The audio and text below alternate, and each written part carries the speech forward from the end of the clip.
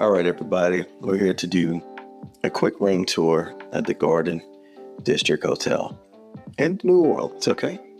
So we have an inside king room. I did get a queen, but they upgraded me to a king room. Inside as in, it is inside facing, but I'll show a little bit of how that looks as well.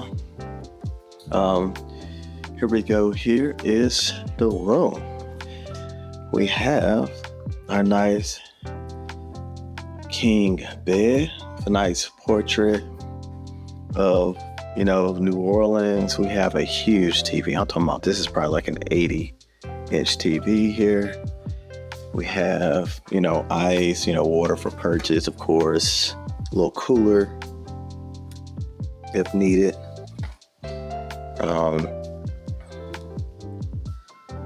We got the vibes here.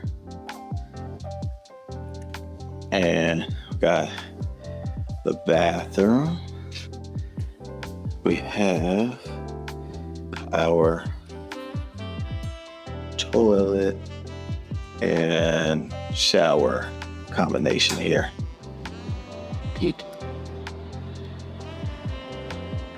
Okay. Wait. We're going to check a little bit of the outside of the door.